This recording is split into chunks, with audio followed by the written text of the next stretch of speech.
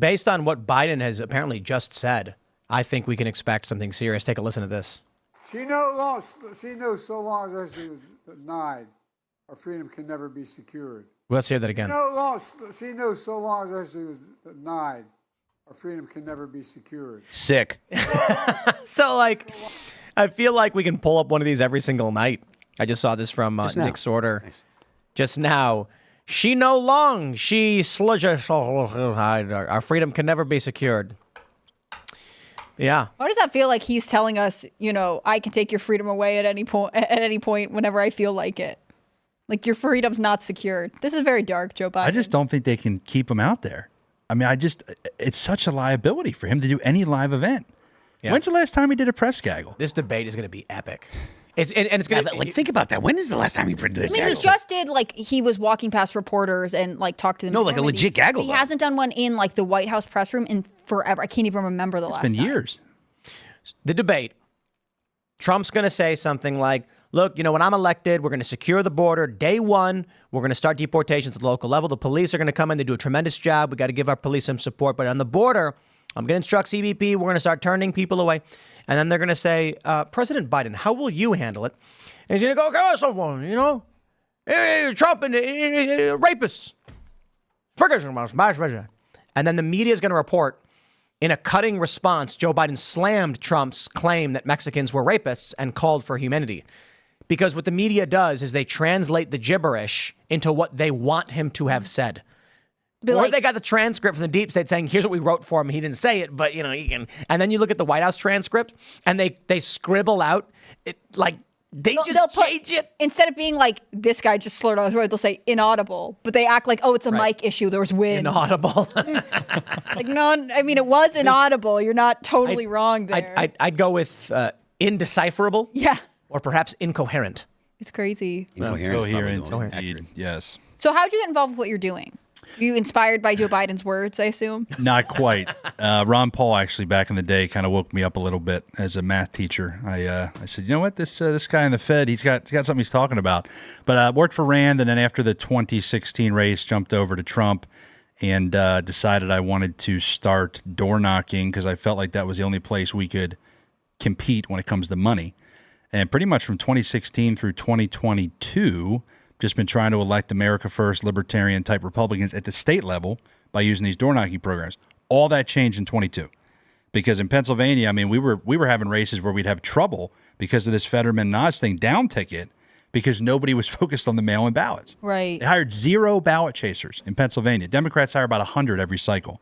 And so we just said enough's enough. Charlie Kirk, some people from Trump's team came to me and said, look, PA is your home state. You've already got a group there. Citizens Alliance of Pennsylvania, they said, can you take the ballot chase effort and just run it for the state? Bring all your door knockers into Pennsylvania, deploy there, knock 500,000 doors, target the Republicans who have requested, and that's the path. I mean, that's the biggest problem. He's got to win PA to win the White House. I believe that. I think the Senate race can be flipped. And to me, I mean, the one thing we need to do is be able to compete with them at what they do, which is knock on those doors and chase the ballots. So how do you guys recruit door knockers? So we have people right now on the ground for a lot of Freedom Caucus types. They're out there knocking. And so, we have different projects at different times. So we'll bring a lot of them in. But phase.com, people can apply. We've already had over 400 people apply. And it's not a fun job, right? I'm not like, I don't try to do the rainbow story about it. It's horrible. People are slamming their door in your face. But Democrats, they don't care. They just hire these people and you push through it, right? Because it's difficult. But it is one of the worst gigs in the world. We put them up in housing. We give them gas cards. These are patriots that want to do. They have to be ideologically aligned. If you're not ideologically aligned, no one would want to do this, right? Now, the Democrats pay a little better so they can get some folks to just get out there. But that's the point, is you got to feel like you're part of it, and you got to push, to really want to be part of it. But yeah, 500,000 doors, and it's September 1 through Election Day. So about a little over 60 days, 50 days of the election in Pennsylvania. So it's absolutely insane. Do you think that conservative people are likely to volunteer for these things, or do they think default, the only way to support politicians I want to see elected is with my dollars? No, I think you'd be surprised how many people, I mean, the conviction even itself, look, people look at the fundraising. You should see the interest we're getting. You know, people are like, look, we want to get out there. A lot of people, they say, where do you find these guys at, right? And it's like guys and girls are either taking a gap year from college or they just graduated or they're working a job that's, you know, not meaningful to them. And all of a sudden it's like, wait, I can go flip Pennsylvania, you know, and try to win this thing. So it's interesting to find the motivations. But to me, the ideological folks, that has to be the part of it. But I think, you know, I mean, I got to go out there and raise $3 million to pull this off, right? And we're doing it. We've raised over $1.5 million. But I do think it's about the party not adapting, the party not wanting to figure out what they need to do. And I think it's malfeasance. How do you not hire a ballot chaser when that's the number one reason you lost the last 4 years of election? Have you received pushback? Or have you received significant help from the GOP? So, yes, under Laura Trump, it's been much better. I will say that. Trump himself, in the last 2 months, you know, has been coming out. We're supporting the chase. You know, we're supporting all these ballot efforts in these certain states. That's a big deal. Yeah. Because when I got into this, you know, and I said this to the guys at Turning Point, I said, look, if we're going to do this, I said, I can't have us do all this work. And then Trump's like, do not vote by mail. He's been great. He's embraced it. This is why I have hope. In Pennsylvania, we lost by 80,000 votes. There's roughly 1 million Republicans that did not vote in 2020. But even more than that, we lost by 80,000 votes. In PA, 140,000 Republicans requested a ballot and let it sit on their dining room table. So it's really like, I don't want to say this is, you know, the thing, but it's the solution is there. Go bang on their door.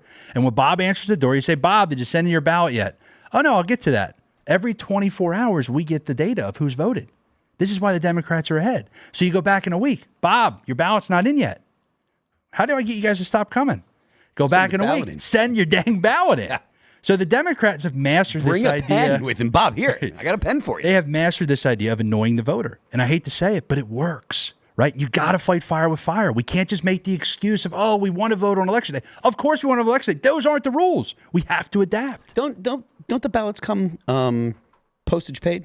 Do you have to put a stamp on it? I'm pretty sure they're prepaid. And one of the big reasons we saw a lot of ballots that were only Biden was that this is exactly what you're describing. They say, okay, here, Biden, go, get out. They didn't know or care about anything else. They're just like, I did it, I signed it, have a nice day.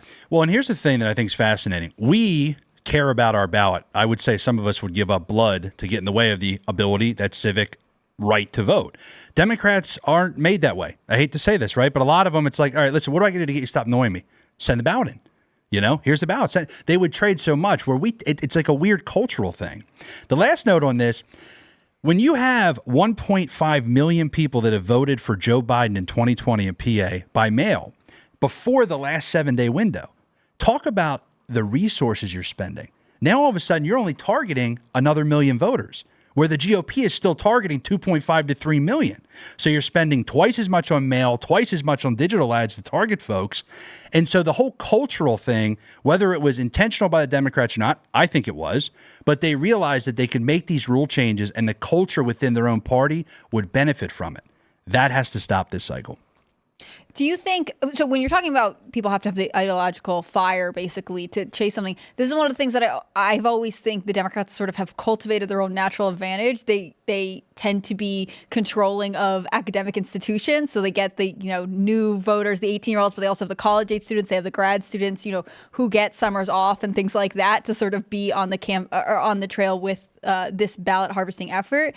I wonder if one of the interesting things, like I've heard Scott Pressler talk about, he's setting up at like gun shows and being like, you guys are here, please let me register you to vote. Do you find that you tend to get people from, is all of your recruiting online, or do you ever set up at like college campuses or gun shows or whatever the equivalent is? Yeah, so Scott is a patriot, and he's like literally moved to Pennsylvania. God bless him for doing that, because we need him on the ground. He does the real work. We're partnering with him with Early Vote Action, partnering with Turning Point and our group, Citizens Alliance.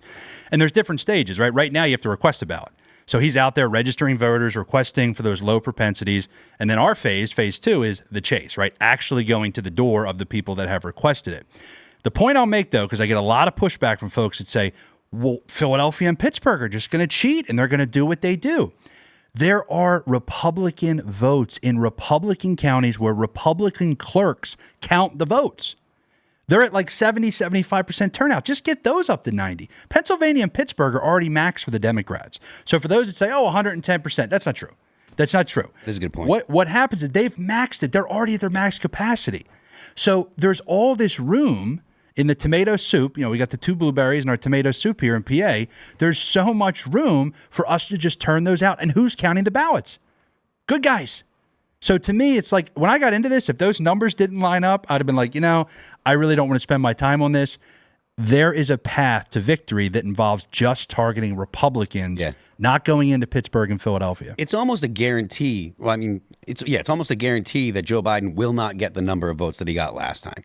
Just because there aren't extra votes, first of all, and he's done a bad job. So like if there were other votes that they could round up, maybe, but like because of the fact that I think that's something we've neglected to at least I've neglected to identify is that because they do have such a good game of get out the vote, they maxed out. There's not gonna be like a significantly larger amount of people that'll vote for Joe Biden this one. It's like whatever he got last time, that's the top that he can get. The very, very top. And the high likelihood is that he's gonna be at least a little lower, probably significantly lower considering the performance. And I do think that there is probably still the phenomena of I don't want to admit that I'll vote for Trump to the secret Trump voters. Yeah, I still think so because there's a lot of people that are really, really not into telling people. Bro, the Israel thing really blew up in the Democrats' face. Oh, and the conviction in Pennsylvania alone, after the conviction, just since then, Republicans are up nearly 4,000 net voters across PA just since the conviction. I'm 100% sure that January 6th is a bigger issue for people to get over to say that they're going to pull the lever for Trump than the indictments, than anything post January 6th. It's just what happened on January 6th. They're like, I don't like that. Thanks for checking out this clip from Timcast IRL. Make sure to watch the show live Monday through Friday at 8 p.m. Subscribe to this channel, and we will see you all there.